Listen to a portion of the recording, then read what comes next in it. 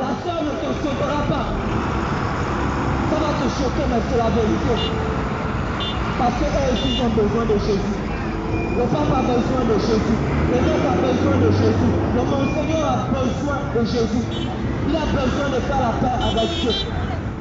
Toi qui t'appuies sur la religion, toi qui tombes sur la religion, toi qui dis je suis né dans telle religion, je vais mourir dans telle religion. Excuse-moi, mais la religion ne sauve pas. Celui qui sauve, c'est Jésus. Et par le moyen de la repentance. C'est par le moyen de la repentance que Jésus sauve. Par une véritable repentance. Il ne s'agit pas de ce que tu vas souvent le soir, lorsque tu rentres à la maison, tu dis Seigneur, pardonne-moi, mais tu sais que demain tu vas retrouver dans l'impudicité. Il ne s'agit pas de ça. Le matin, lorsque tu te réveilles, sachant que la journée, tu vas retourner dans le vol, tu vas retourner dans le braquage. Il s'agit d'un abandon. Il s'agit de te livrer à Dieu. Il s'agit de donner, d'offrir ta vie à Dieu comme un sacrifice vivant, comme un parfum de bon odeur. Il s'agit pour toi de prendre l'engagement de te réconcilier avec Dieu. Il s'agit pour toi de prendre l'engagement de sortir du péché. De sortir du péché. De sortir du péché. Parce que c'est le péché qui te sépare de Dieu. Et l'homme n'a aucun autre problème avec Dieu qui ce n'est le péché. Le seul problème que l'homme a avec Dieu, c'est le péché. Le péché. Et il faut que le péché soit ôté. Il faut que le péché soit enlevé. Il faut que le péché soit ôté de nos cœurs, soit ôté de nos vies. Il faut cet engagement-là, il faut cette prise de décision-là, d'abandon du péché et de se tourner vers Jésus, qui peut nous sauver, qui peut nous changer, qui peut nous transformer, qui seul peut nous purifier par son sang. L'agneau de Dieu qui est le péché du monde. Est-ce que tu l'as expérimenté?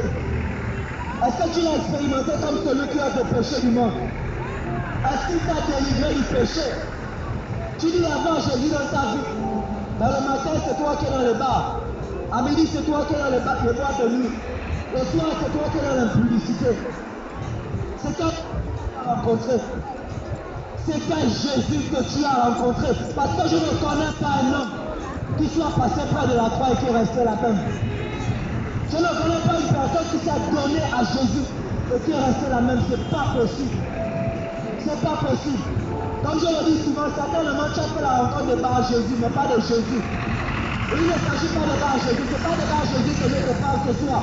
Je te parle de Jésus qui change. Je te parle de Jésus qui guérit du péché. Je te parle de Jésus qui restaure le cœur, qui restaure le vie. Je te parle de cet homme-là qui n'est pas une statue comme on le voit, qui n'est pas le bonhomme comme on souvent dans la crèche chaque Noël. Ce n'est pas de lui dont je te parle. Ce n'est pas de ce bonhomme qu'on souvent, et puis les gens viennent se prosterner devant lui.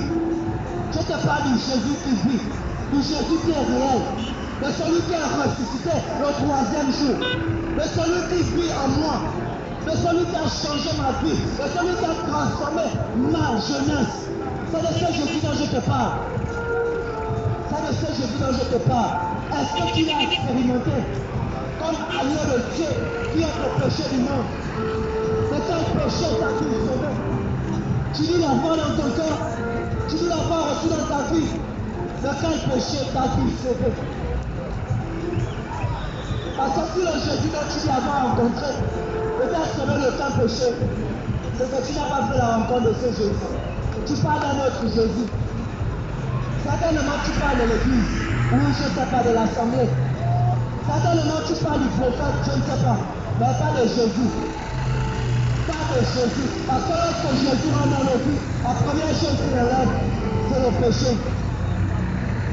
La première chose dont Jésus nous convainc, lorsqu'il vient dans notre vie, c'est le péché. Il nous convainc de péché, de justice et de justice. C'est quel Jésus que tu as rencontré? C'est quel Jésus que tu as reçu? C'est quel Jésus qui est entré dans ta vie? Quelle était ta vie autrefois sans ce Jésus? Et quelle est ta vie présente? Quelle est ta vie présente? S'il n'y a pas de changement, s'il n'y a pas de transformation, excuse-moi, tu n'as pas rencontré Jésus. Et tu as besoin de le rencontrer. rencontrer. Et tu as besoin de faire la paix avec lui. Et tu as besoin qu'il rentre dans ta vie. Tu as besoin qu'il fasse de toi une nouvelle créature. Une nouvelle créature. Certainement depuis que tu es né à l'église. Certainement depuis que tu es né, tu es enfant de cœur. Moi aussi j'étais enfant de cœur. Certainement depuis que tu es né, tu es pris de fête. Mais ta vie est la même. Ta vie n'a pas changé. Tu es toujours dans le péché. Tu n'as pas rencontré Jésus. Excuse-moi, si Jésus revient maintenant, tu vas rester. C'est la vérité. Tu vas rester. Parce que tu as besoin de faire la paix avec Dieu. Jésus n'est pas une religion. Jésus n'était pas catholique. Il n'était pas protestant. Il n'était pas éveillé. Jésus n'est pas une religion. C'est une personne. Une personne qui vit. Une personne qui change de vie. Qui transforme le cœur. Une personne qui se révèle. Il n'est pas une religion. Il n'est pas un homme que tu vas retrouver. Il n'est pas un homme que tu vas retrouver dans un bâtiment. Il est enfermé dans le bâtiment. Et à là-bas où tu peux le voir. Ce n'est pas de ce Jésus dont je parle. Ce n'est pas de celui dont on nous a dit. Il est toujours dans l'église. Donc si tu veux prier, va dans l'église. C'est là-bas où tu vas le voir. Donc si tu veux méditer, donc si tu vas avoir le pardon de péché, va devant le frère, va te mettre à genoux. Ce n'est pas de ce Jésus. Ce n'est pas de ce Jésus. Parce que le Jésus dont je te parle n'est pas enfermé dans les quatre coins d'un mur.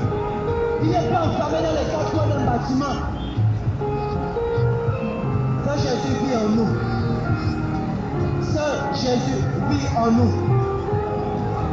Ce Jésus vit en nous. Et lorsqu'il vit en toi, il enlève. Et lorsqu'il vit en toi, il enlève tous ceux qui ne l'honorent pas. Et lorsqu'il vit en toi, il enlève l'amour du monde. Il enlève l'amour du péché. Lorsqu'il vit en toi, il met une séparation avec les ténèbres.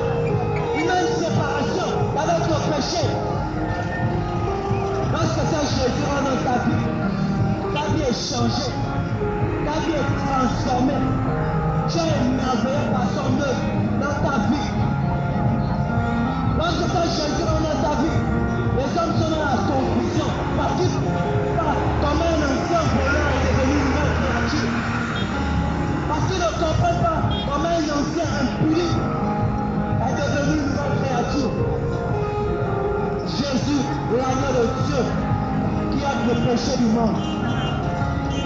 Et ce n'est pas un message nouveau comme on le disait. Seulement vous dire que Jésus revient. Seulement vous demander de faire la paix avec Dieu. Pour ceux qui ne l'ont pas compris. Parce que les jours sont mauvais. Les jours sont mauvais. Le maître se tient à la porte. Le maître se tient à la porte. Il revient chercher son peuple. Il revient chercher son église. Il revient chercher ces hommes et ces femmes qui se sont mis à part pour lui. Ces hommes et ces femmes qui ont accepté sa parole. Ces hommes et ces femmes qui ont pris l'engagement de renoncer au péché, de renoncer à eux-mêmes et de vivre pour lui. Ces hommes et ces femmes qui se sont engagés à donner leur vie comme un sacrifice vivant, comme un parfum d'une odeur agréable. Ce Jésus est à la porte. Revenez à lui. Revenons à lui. Faisons la paix avec Dieu. Parce que les jours sont mauvais. Parce que le maître